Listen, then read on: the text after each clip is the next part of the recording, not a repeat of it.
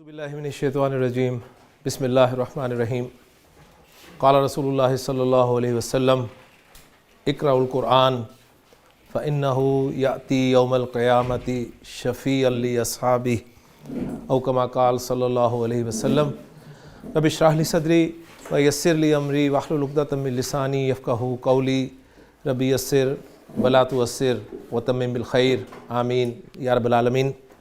अल्लाह के रसूल सल्लल्लाहु अलैहि वसल्लम का फ़रमान है कि इक़राउल क़ुरआन, कुरान पढ़ा करो। फ़इन्नहु याती यौमल क़ियामति शफ़ीअन लि अस्हाबिही, इसलिए कि क़यामत के दिन ये अपने पढ़ने वाले का सिफारशी बनकर आएगा। कुरान मजीद सिफारिश करेगा अपने पढ़ने वाले की।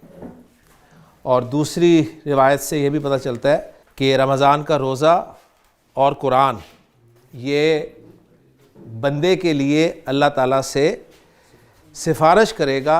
रोज़ा कहेगा कि अल्लाह मैंने इसे दिन में खाने पीने से रोके रखा, और कुरान कहेगा कि ऐ मेरे रब मैंने रात को इसे सोने से रोके रखा, तो इसके हक़ में हमारी सिफारिश कबूल फरमा। और फिर आपने फरमाया, जो कि बहुत बड़ी खुशखबरी है, कि उन दोनों की सिफारिश कबूल की जाएगी। तो कुरान पढ़ा करें, कुरान के साथ वक्त गुजारा करें। इंशाअल्लाह ताला आप देखेंगे कि आपकी ज़िंदगियों में अल्लाह ताला बरकतें नाजिल फरमाएगा, उसकी रहमतें जो हैं वो आपके साथ आपके शामिल हाल होंगी। अल्लाह ताला से दुआ है कि अल्लाह ताला अमल करने की तौफ़ीक़ अता फरमाए। इस्म के चार पहलू जो कि जुमले में इस्म को इस्तेमाल करने के लिए या किसी कंस्ट्रक्शन में इस्म को इस्तेमाल करने के लिए जानने ज़रूरी हैं, उनमें से दो अल्हम्दुलिल्लाह हमारे मुकम्मल हो चुके हैं, एक जिन्स और दूसरा अदद। अब हम तीसरा पहलू, ये भी बहुत अहम है, इसको शुरू करने लगे हैं, और इस पहलू का नाम है वुसअत।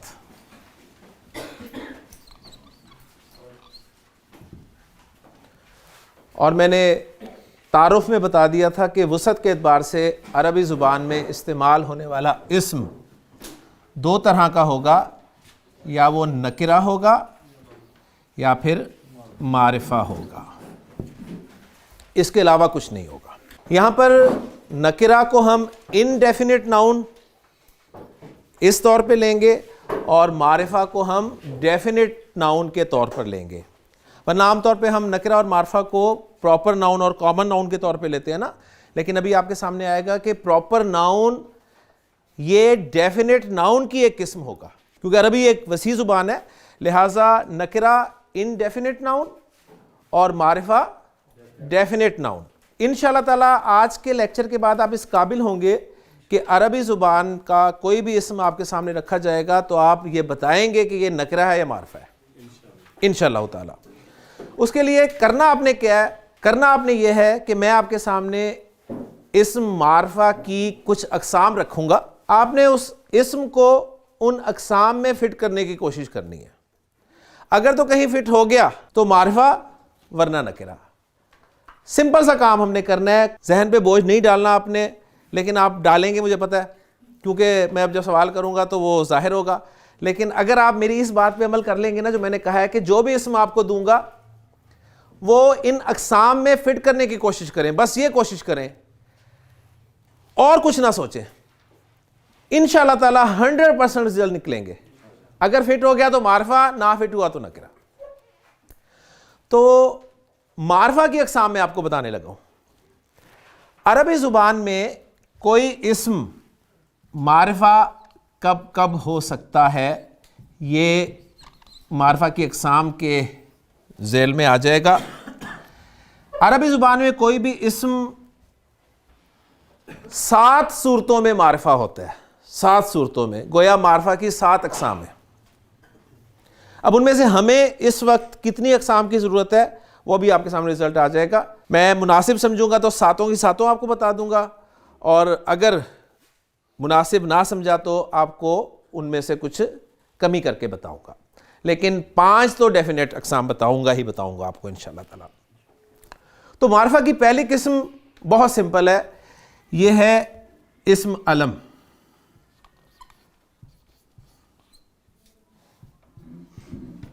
अलम झंडे को कहते हैं, और झंडा जो है ये अलामत होता है। तो इस्म अलम से मुराद है प्रॉपर नाउन। तो ये वो है प्रॉपर नाउन जो कि डेफिनेट नाउन की पहली किस्म है। और प्रॉपर नाउन को अगर आप डिफाइन करें अंग्रेजी में तो उसको डिफाइन कुछ यूं किया जाता है, name of particular person, particular thing और पर्टिकुलर प्लेस। ठीक है, तो इसमें अलम ये मार्फा होता है, यानी किसी खास शख्स का नाम, किसी खास चीज का नाम, किसी खास जगह का नाम, इसको आप इसमें अलम कहते हैं। इस एतबार से एक दो एग्जांपल सामने रख के बात खत्म करूंगा। ज़ैद पर्टिकुलर नेम है, लिहाजा मारिफा है, तो ज़ैद जो है इसमें अलम है। इसी तरह मरियम पर्टिकुलर नेम है, अलम है, मारिफा है। इसी तरह मक्का पर्टिकुलर प्लेस है, अलम है, इसलिए मारिफा है। गोया आप सबके नाम जो हैं, आप सबके जो नाम हैं वो मारिफा हैं, तो आप सब मारिफा हैं, मुबारक हो आपको। फिर जिस शहर में आप रहते हैं उस शहर का नाम मारिफा है। फिर जिस जगह पर आप बैठे हैं, जिस एकेडमी में आप बैठे हैं, सही है, ये भी मारिफा है। तो जो मारिफा की यानी अलम की मैंने डेफिनेशन की है कि name of particular place, thing या नेम, ये सब का सब जो है ये अलम के ज़िमन में आ जाएगा। इसमें मज़ीद बात करने की ज़रूरत नहीं है, माशाल्लाह पहली किस्म आपको समझ में आ गई है। मारिफा की जो दूसरी किस्म है वो है इस्म ज़मीर।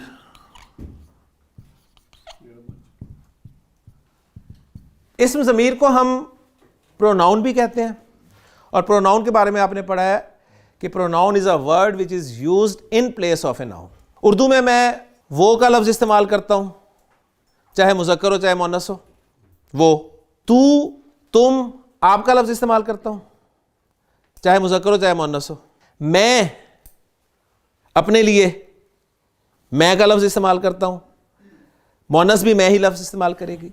इसी तरह फिर मैं, वो, तू, इनमें से कुछ अल्फाज की आप जमा भी इस्तेमाल करते हैं। मैं की जमा आप हम इस्तेमाल करते हैं, वो की जमा वो ही आती है। क्लियर हो गया ना? तो जितने भी प्रोनाउंस हैं आपके पर्सनल प्रोनाउंस, ये सब के सभी मार्फा होते हैं। इस वक्त मेरा टॉपिक पर्सनल प्रोनाउंस पढ़ाना नहीं है, मैं सिर्फ मार्फा की लिस्ट पूरी कर रहा हूं, तो इसलिए एक दो एग्जांपल सामने रखकर अगली किस्म की तरफ चलूंगा। तो इस ज़मीर की चंद एग्जांपल्स आपके सामने रख देता हूं। अना मैं के लिए इस्तेमाल होता है, अना बहुत है, आपको पता है।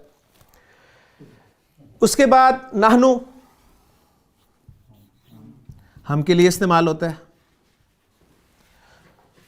इसी तरह फिर वो के लिए बहुत सारे लफ्ज होंगे, यू के लिए बहुत सारे लफ्ज होंगे। वो इंशाल्लाह जब हम ज़मायर को तफसील से पढ़ेंगे उस वक्त आपके सामने आ जाएगा। सिर्फ आपने अब बात यह रखनी है कि जो भी प्रोनाउन आपके सामने आए वो मारिफा ही होगा। मारिफा की तीसरी किस्म जो है यह भी प्रोनाउंस की एक किस्म है, और यह है डिमॉन्स्ट्रेटिव प्रोनाउंस, जिसको आप इसमें इशारा कहते हैं। हम किसी भी शख्स या किसी चीज़ की तरफ इशारा करने के लिए कुछ अल्फाज इस्तेमाल करते हैं। करीब कोई हो, शख्स हो या चीज़ हो, तो मैं कहता हूँ ये। अगर दूर हो कोई शख्स या चीज़ तो मैं कहता हूँ वो। तो उर्दू में ये और वो के लफ्ज़ इस्तेमाल होते हैं। अंग्रेज़ी में दिस, दैट, और फिर साथ जमा भी इनकी इस्तेमाल हो जाती है, दीज और दोस। इनके इक्वलेंट अरबी ज़ुबान में जो लफ्ज़ इस्तेमाल होंगे वो भी मार्फा होंगे। तो चंद एग्जांपल्स, क्योंकि इस वक्त टॉपिक मेरा अस्माए इशारा नहीं है, टॉपिक मेरा है मार्फा की अक़साम, तो मैं लिस्ट पूरी कर रहा हूँ। तो दो तीन एग्जांपल्स आपके सामने रखकर अगली किस्म की तरफ चलते हैं। ये के लिए अरबी ज़ुबान में हाजा का लफ्ज़ इस्तेमाल होता है, और वो के लिए अरबी ज़ुबान में ज़ालिका का लफ्ज़ इस्तेमाल होता है। बाकी इंशाअल्लाह ताला जब अस्माए इशारा पढ़ेंगे तफसील से तो पूरी डिटेल आपके सामने आ जाएगी। मारिफा की चौथी किस्म वो भी प्रोनाउंस की ही एक किस्म है, और वो है रिलेटिव प्रोनाउंस। रिलेटिव प्रोनाउंस को हम अरबी में इसमें मौसूल के तौर पर